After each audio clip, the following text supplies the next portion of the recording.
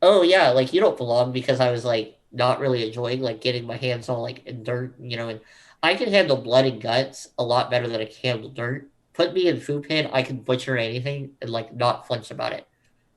Washing dirt off of like root vegetables disgusts me. Like that's just how I am.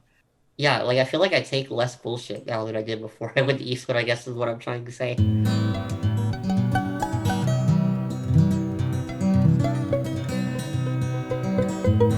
My name is Macie.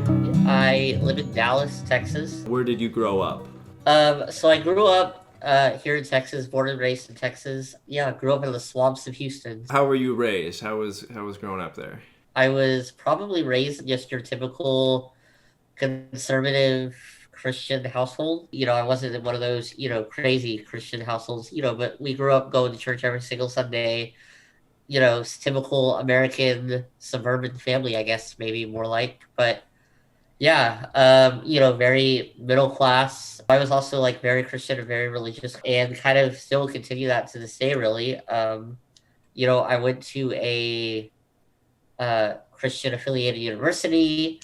Um, and it's still a very big part of my life today. How did you hear about Eastwind? I kind of went to a college that was very community based. Um, Community was something that was kind of very much taught and preached at and focused on. Like we had what we called the ACU bubble per se, which was that we kind of like there was this just you knew everybody and you kind of not necessarily knew everybody's business, but there was just this there's this really strong sense of community at my university. I graduated in 2014. I have a bachelor's degree in psychology, and just kind of what else I got, in the quote unquote real world, I just kind of had this really inherent like disdain for it, not disdain, but I just knew that like I didn't really want to do this. Um, I kind of felt like I was just being chewed up and like just being forced to succumb to the system that I never really agreed with or like really wanted to be a part of to begin with. And I remember kind of in April and May, so less than 6 months after I graduated college, I Googled intentional communities and found the IC website. And through that, actually, I found Eastland's website as well as Twin Oaks.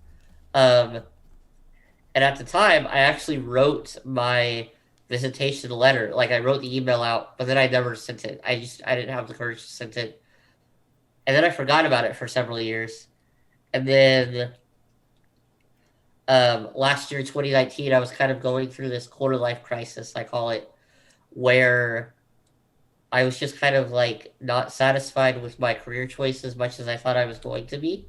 I'm a teacher and just kind of, was like maybe, just looking into alternative ways of living because I was like, kind of realized I was like, this isn't really what I thought it was going to be. And so I went back and actually kind of just went through it and looked into Twin Oaks and Eastwood and, kind of emailed back and forth for a little bit. And, this time actually did write my letter of introduction and send it off,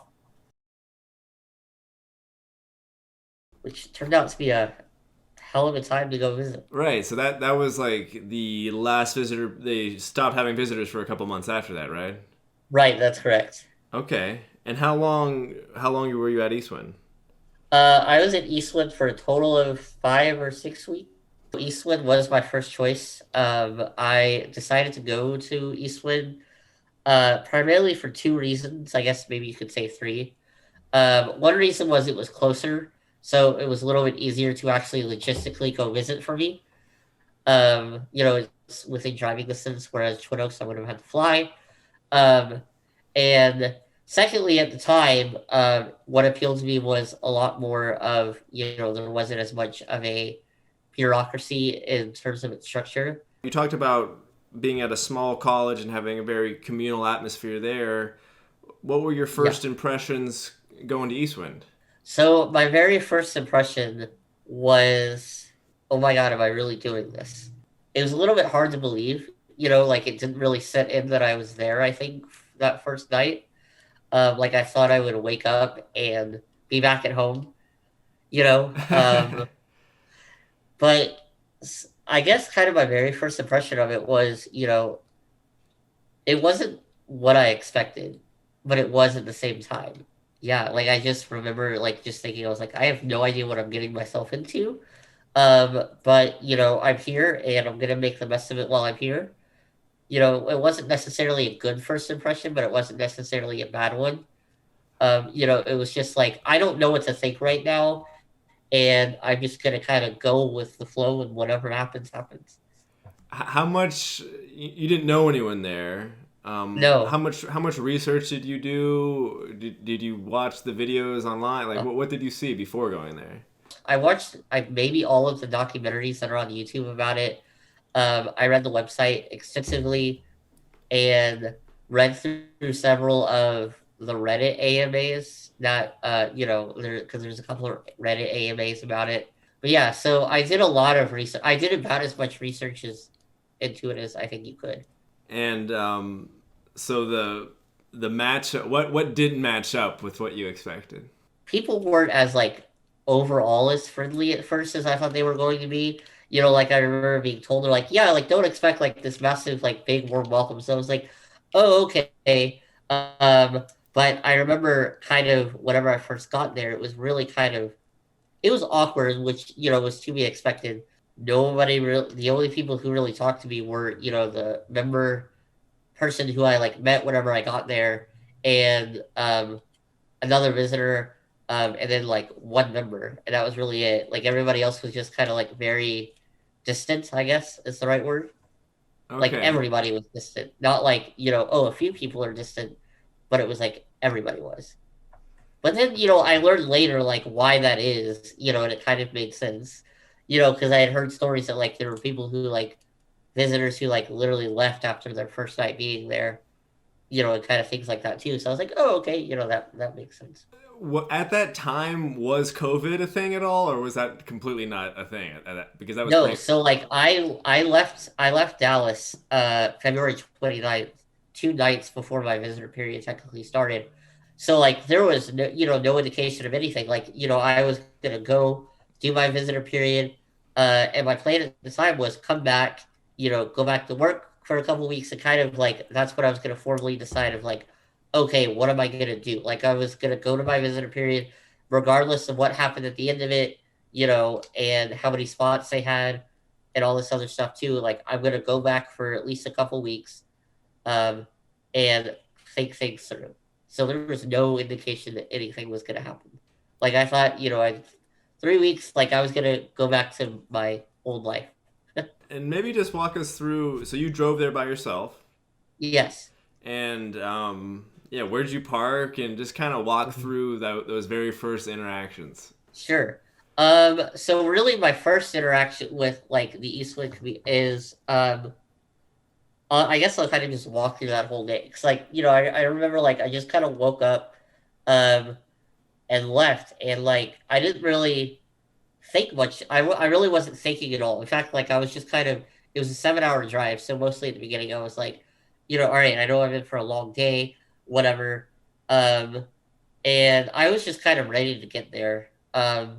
And then I get into Missouri, and I came up through Mountain Home, and so whatever road that is, I think it's M or whatever is, but and then I turned right on whatever highway that is. 160. Yeah, 160, thank you. And the very first house, maybe the second house I see, I don't know, has a Confederate flag sign. Like in, yeah, I think you know what house I'm talking about. And I was just like, I remember thinking, I was like, because like Dallas is actually fairly more progressive in Texas. And even like conservatives in Texas really aren't like the Confederate, like you don't really see any Confederate flags in Texas. Um, and like I was just like, and if you do, they're not like the flags. Like they have it's a bumper sticker with a truck. Um, and I remember thinking that I was like, oh my god, where am I? Like I am in like I am in hit like I am in the middle of nowhere, like rural, like this is bad, you know. Yeah. And then I turn off, the dirt road, and I drive down the dirt road, and I see the sign and everything, and I'm like, okay, and I was like, oh my God, like I'm here, you know. So I go up and I get to the north part with hammocks and everything, and my very first impression, I was like, this place is a dump. Like that was my very first impression because all I saw was like all the barrels and everything, by the gas pumps, and I was just like, oh my God, this place is a dump. Like this is gonna be awful. Whatever. So I get out, park my hammocks, walk in the hammocks, and I'm like, okay, this isn't that bad. But I just remember thinking, I was like, they really need to clean up because like that does not leave a great first impression. Like all those barrels and trash. Um, so I get in the hammocks, and my member person's not there. And then somebody is there. They're like, okay, well, drive around, go to rock bottom. So I was like, okay, cool. So I do that, and I'm like, okay, like this really isn't that bad, and drive around, and I was like, okay, like it kind of reminds me of like a camp almost. So I pull around the rock bottom, and or actually, I don't even get to rock bottom. I'm like kind of driving around slowly, trying to find somebody, but I don't see anybody. And somebody comes out of the music room. I don't remember who it is now because I only saw him from a distance. And because it was like, they're Eastwood. They're so they're like, oh, stranger danger. There's somebody we don't know. But they knew I was coming, and they're like, okay, well, go there, park. Yeah, kind of my first impression wasn't great, but then it, kind of got. I remember kind of getting into rock bottom. I was like, this is actually really cozy. Like that was my first impression of rock bottom. Was I was like, this is really cozy. Did you have like we were like we're gonna meet at hammocks at this time? Is Yeah, that yeah, yeah. So we and with did. that? So we did, and then like it took me longer to get there than I thought it was going to. Okay. Because I think I told her like I should be there by like 3 or 4, and it was about 4:30 when I actually like pulled into Eastwind. So she was like, I had just left like 15 minutes before. And you stayed in Sunburst at an RS, or where did you? Actually, no. So my visitor period wasn't very gender balanced at all. There was one guy, and then the other five of us were girls. Um, and there's not that many beds in Sunburst. So I settled in Sunburst the first night, but then they moved us all to the Manhunt, ironically. So yeah, talk about that next day and getting into Yeah. work. The first full day I was there was the day before my visitor period. And I just kind of like I remember just kind of going to sleep like that. I was like, like I said, I was like, this is like I'm gonna wake up tomorrow. Like this whole day will be a dream. And I couldn't believe that I was there. Hold on, actually, I have so I did a journal during my visitor period. Oh yeah, so okay, so apparently I said it's actually nicer and cleaner than I expected it being. And also kind of noticing, I was like, everybody just kind of disappears at night because like I didn't know what to do. Like everybody just kind of disappeared after dinner, and I was like, I don't know. So I like went back to I just kind of like hung out in Sunburst by myself because I was like, I don't know where everybody went. Then the first full day, I got up, went down for breakfast, just kind of hung out for a while, and actually ended up hanging out with some people in the afternoon, and we watched like an old football game on a computer. I felt a lot more at home the second day than I did that first evening, I guess. More like welcome to the second day. Once the other visitors came, did you guys become close at all? Did you get to know the other visitors? So I think part of why I ultimately did end up saying was I really didn't get along with the rest of the people in my visitor period. Didn't really bond with them like they all bonded with each other. I only ended up really bonding with one of the other girls who actually she left, I think, after week like 2. So I think that was part of it. Because kind of one of the things I noticed during my visitor period, there kind of seemed to be like two different groups of people in Eastwind. I guess you could call it groups. There was kind of the people who were there for more of like the returning to the earth and the organic side of things, and kind of they were more interested in working down south, and in the garden and kind of things like that too, whereas I was kind of drawn more towards the community aspect of it and kind of doing things like that too, and nobody else in my visitor period was. they all thought like their favorite Oreos were like the Garden and Coptoil and kind of like that too. Whereas, I enjoyed a lot more of like the actual membership Oreos and even like the history one I kind of liked. And that's kind of why like as the visitor period went on, like they kind of got, a lot more recruited to working in the garden and down south. Whereas, I kind of ended up working a lot more up in the office and things like that too, with what I could, as a visitor.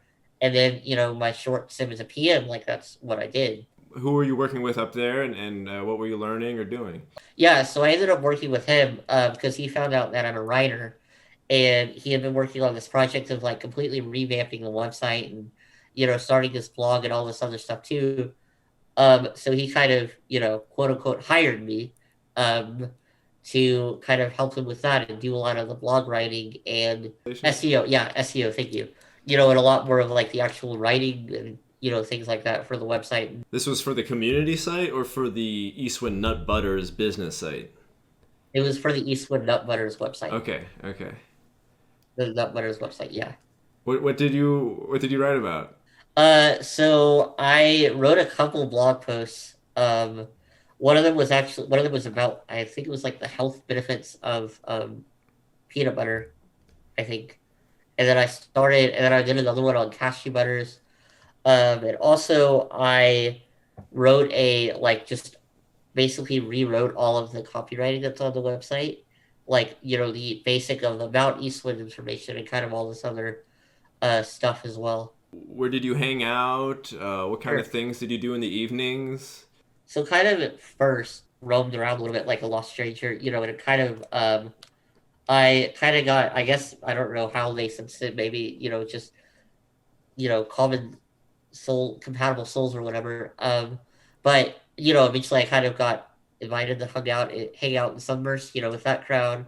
Um so that's kind of where I spent most of my evenings, hanging out and drinking and listening to music and Sunburst, was how I spent a lot of my evenings. Sunny Side. Um yeah, Sunnyside, sorry, not Sunburst. And it was kind of almost strange how it happened too. Like, I was hanging out. I think I was just chilling outside of Rock Bottom one evening, and one of the other people who's kind of in that group, we were just like hanging out and talking, and she kind of invited me to hang out with him. So I was like, oh, okay, cool, and then that's kind of how I ended up getting welcomed into the Sunnyside group, and that's kind of how I ended up spending most of my evenings. Was hanging out with him and every once in a while I would go up to hammocks, and watch a movie or something, during the weekends or, during evenings too, with some other people. And How was working in the factory? I only got to work one shift in the factory because they were cleaning it during my visitor period. So we did a couple cleaning shifts. Uh, but I did work one shift in the factory with it up and running. Yeah, I mean it was kind of cool to actually just, see the process. Yeah, I kind of found it really repetitive and kind of mind numbing, I guess you could say. Were you banding? No, I was helping them like get all the boxes and put them, yeah, whatever Running? that's called. Yeah, running. What were your favorite things to do there? So I really did like working in the kitchen, and helping out with dinners and things like that too. And that's something, I enjoy outside as well as, cooking and, serving people, and serving meals and cooking meals, and kind of feeding people. Just kind of hanging out with people was something that also I really enjoyed as well. Kind of my most fond memories of Eastwind are, the evenings in Sunnyside or before dinner, just kind of when everybody is gathering to rock bottom, waiting on the dinner bell, and everybody's just kind of sitting around talking, hanging out. It was really refreshing because there's no phones allowed at rock bottom, and so people actually just sit and talk about anything and everything. And I also really enjoyed going to the food bank and to Springfield and the town trips, and that was gonna be something that I was gonna get involved with, if I stayed longer, was being a town tripper. you did leave after your visitor period and came back, or you just you stayed continuously 5 or 6 weeks? I stayed continuously. Okay. So at the end of my visitor period, they did have open spots. So actually, everybody stayed. Nobody had to leave and come back. And where did you get a room? So I got a room in Fanshen. So I got a room in Fanshen. I never actually moved into it because it had been in a sweet potato room. So there was so much dust that I literally spent like 2 or 3 whole days cleaning out the dust. Yeah, it was the loft. I don't remember whose old room it was. They told me. I have lived in that Um, room. yeah, wait, they said it was Sumner's old room. Then I How did got you get a mattress up there? I lived in that room like the last 6 months I lived at Eastwind. I was like, I'm not gonna be living in this room forever. But there was already like a futon mattress in there, Oh and yeah, that's right. I think you said that. that's Yeah, what that's I right. used. And I built those like super beefy shelves in there because I put all my records up there. So you stayed in the man hut pretty much the entire Yeah, so I time. ended up just staying in the manhunt the whole time. Because they were like, well, there's no visitor period, so like you're really not in any rush to move out of it. So, what I was gonna do was I was talking with House and I was like, there's no way we're getting a mattress. Like, it's not possible. We were just gonna, spend $50 getting an air mattress, and that's what I was gonna use.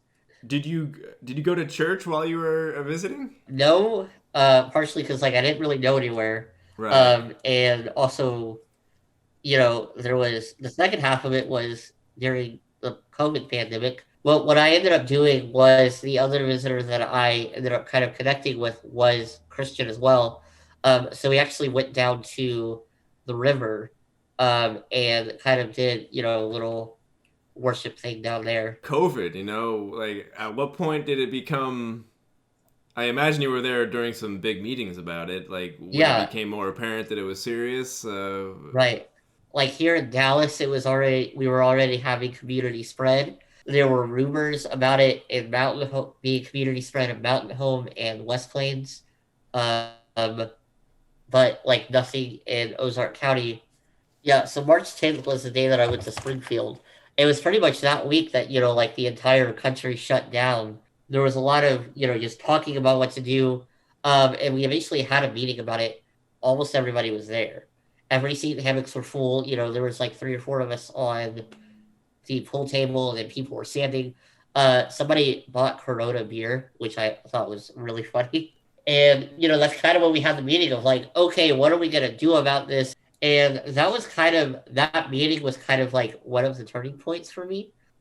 All of my like entries from before that, are like, me kind of like feeling like this is a place like I want to stay. So that meeting is when membership canceled their visitor periods until further notice. Everybody was like there was even talk at the time about like not a lot. They canceled the Springfield town trip. There was talk about canceling the Mountain Home and West Plains as well. Pretty much everything except Gainesville. But like there was even people who were like, "Oh no, like the entire thing is a hoax." All of this other stuff too. And I was just sitting there. I was like, "It's not a hoax." Like, but I couldn't say anything because I'm a visitor.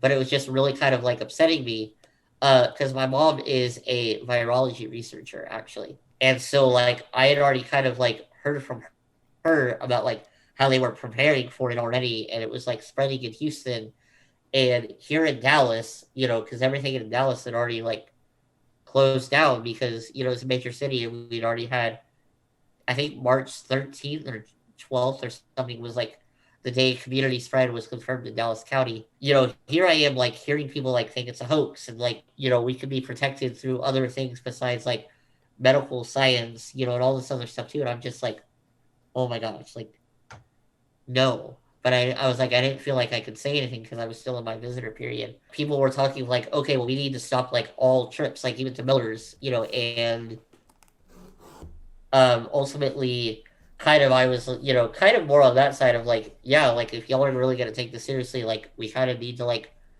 y'all need to like hunker down and just kind of ride the things out. Ultimately, like I don't really think they did enough.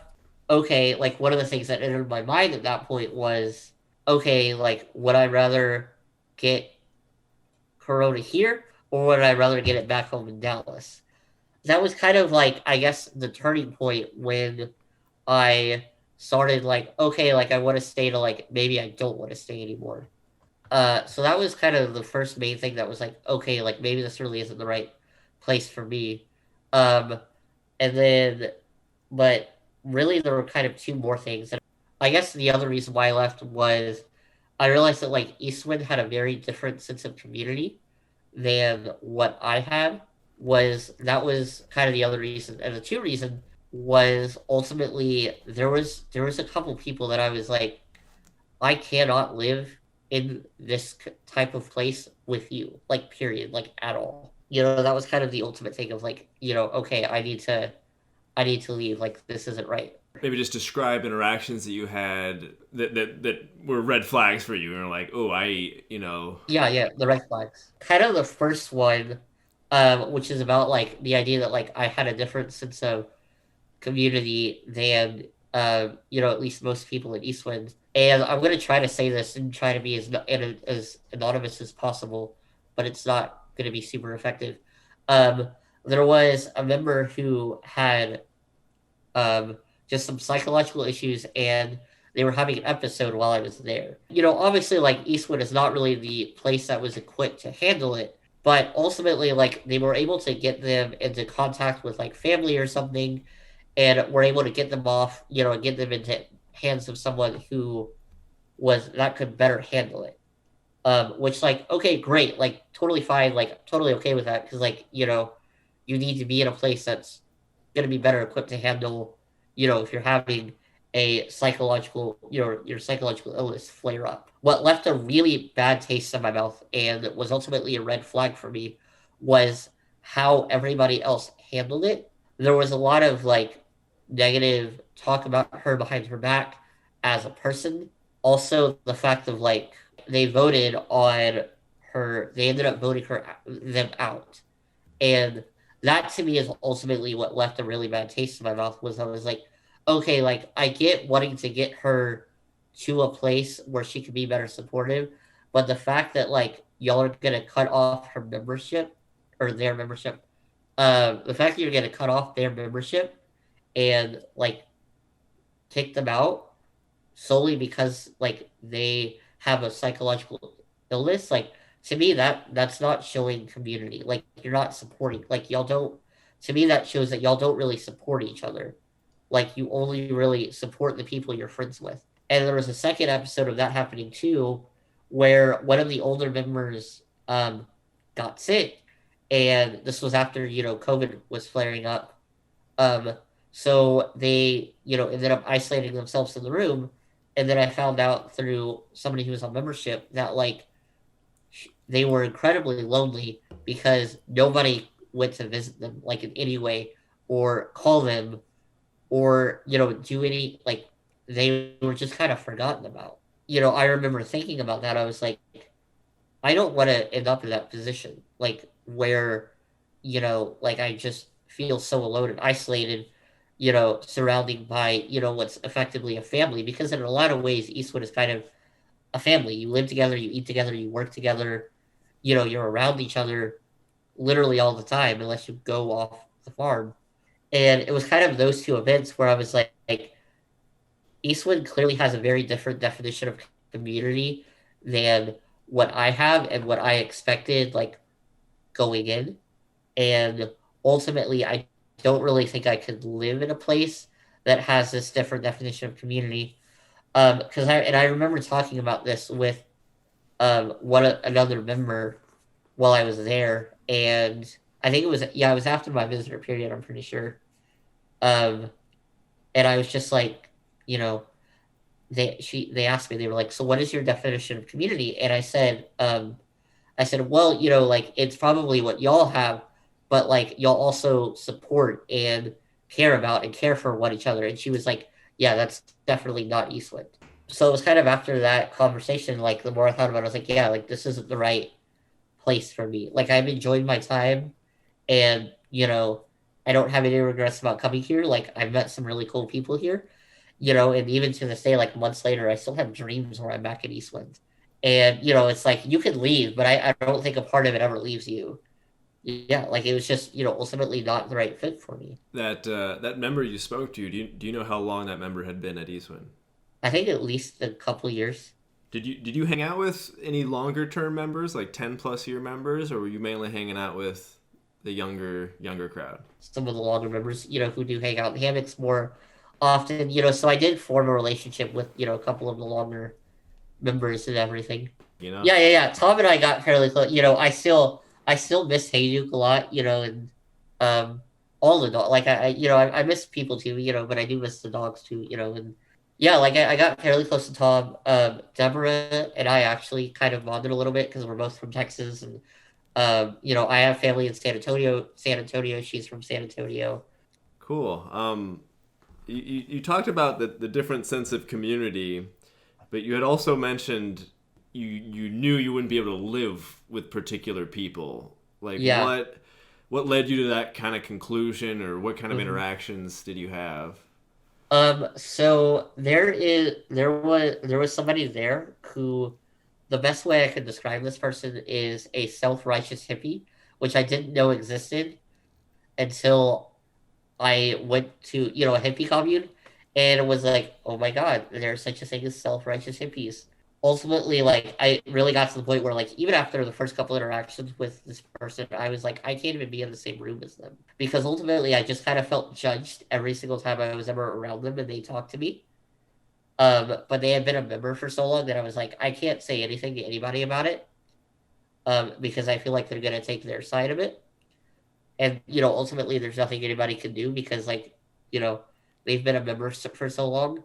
And then there was also another one of the visitors. They rubbed me the wrong way, like kind of not necessarily from the start but fairly early on. While I was still a visitor, she actually told me that I didn't belong in Eastwind and that I had no place there. She was kind of like one of the ones, like I said, like was more about like the organic and returning to the earth and everything. And because I wasn't like that, did not belong in Eastwind. And then ultimately, if I looked around at all the other visitors, like they were all like, about working in the garden and all this other stuff too. Whereas like I wanted nothing to do with comp toil. Oh yeah, like you don't belong because I was like not really enjoying like getting my hands all like in dirt, and I can handle blood and guts a lot better than I can handle dirt. Put me in food pit, I can butcher anything and like not flinch about it. Washing dirt off of like root vegetables disgusts me. Like that's just how I am. All it as a visitor, she was another visitor telling me this. And I was just like, you're gatekeeping Eastwind. Maybe she's right. And then I like talked to a member who was like, no, don't listen to her. Like, there's a place in Eastwind, for most everybody. Did you get to work with the animals, or do butchering? Well, there wasn't really a lot of butchering when I was there because it was kind of after a little too late in the season. I did work on the ranch. Work was either down on the ranch, or up in hammocks in the office. What was different about living there that you appreciated the most? It was really nice to just like have conversations with people without phones or electronics being involved. It was very refreshing. It was very refreshing to like actually genuinely connect with people. Just like be away from everything. Everybody just kind of working together.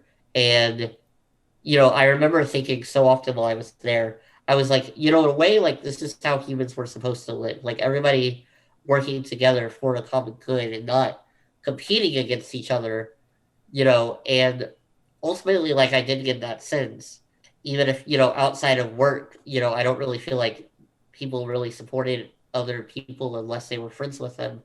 Um, but just a sense of like everybody working together and cooperating as opposed to competing. And what was the single biggest aggravation living there? I guess, well, outside of what I already mentioned, really, I guess kind of the single biggest aggravation that was just how isolated it was. Just, I felt so isolated because it was, we were 10 minutes away from the nearest town, which only had 700 people. And, the next two biggest towns, both about 12,000 people, were an hour away. And then the nearest, like, even what you would call a city is, almost 2 hours away in Springfield. ultimately, yeah, like I think I would have gotten used to it, like if I had stayed. Like I think just kind of a mentality adjustment. Because like I just remember, like at one point, I was like, I really just started craving a cheeseburger, and I couldn't just go get a cheeseburger. And so, people talk to me like, "Oh, why are you leaving?" So I kind of was just like, "Oh, like it's not the right, you know, feel and vibes and everything." And people who I was more close to, like, asked me more information about it. And somebody who had been to lived at Twin Oaks was like, you might like Twin Oaks better because, they are a bit more structured, and like, they're not as isolated from the outside world. What was your biggest takeaway? What did you learn through your experience Sure. there? I guess one of the biggest things I've learned is like there really kind of two main things. Number one, I do think like there is community ultimately means something different, like for everybody. And I ultimately think, and I guess anybody watching this, who's considering Eastwood, they're really any intentional community. Just because like one intentional community isn't the right fit for you doesn't mean that intentional community isn't right for you. Because I think there's a lot of different ways to do it. Like there are, the communes like Eastwind and Twin Oaks and Acorn, and all the other ones. And then there's things like co-housing, and that's something that like I'm even considering doing in a future date anyway. Like if I don't ever start my own commune, which realistically I probably won't, but I can see myself living in some kind of co-housing development because like, I don't want to live in just a house or an apartment and not really have like any relationship with my neighbors and the people around me. Like I still kind of want to have that community. It may look different. And I guess secondly is like it really can work, the system. um and that like I think it really kind of shows ultimately two things about like the whole like commune idea of community and communism and all of those things too. Is I think it can work with a certain type of people, um, but not work for everybody. And I think it shows its strength and its flaws. Like it shows the strength of like, because Eastwood both lives in abundance and in scarcity. I would say in a lot of ways, like Eastwood is a lot better off than they should be.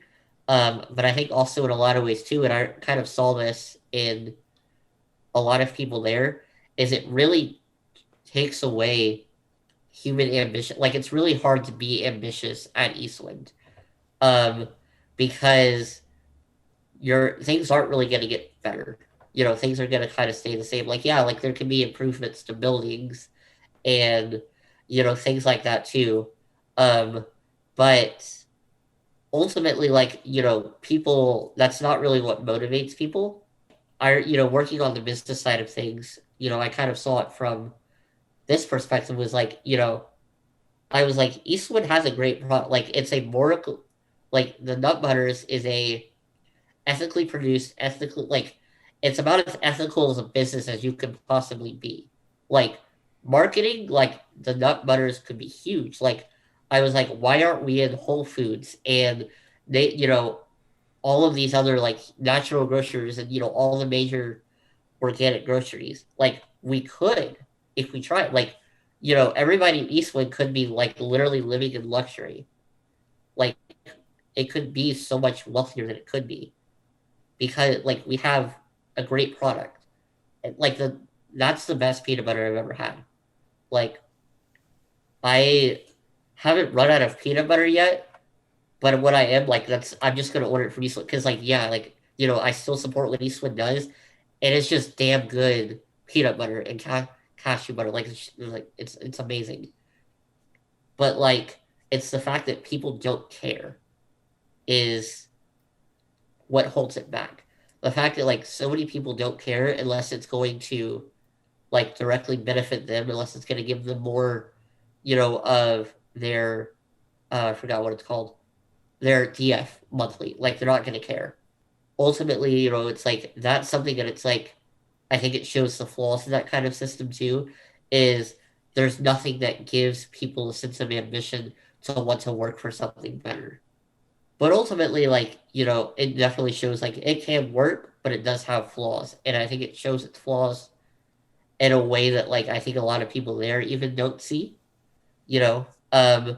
because this is something that probably I don't think you'll show because it'll probably get me in trouble. But I think that's part of the reason why there's so much like alcoholism and tobacco use and marijuana use, essentially drug use is effectively like people are it's a distraction, it's a medication, and I think it's kind of like it's contingent, like it's enabled them to distract themselves from their contentedness and sort of like medicate themselves from, you know, not necessarily how bad their living situation is, because I think for some of them, like they do have a better life in Eastwood than they would have off the farm.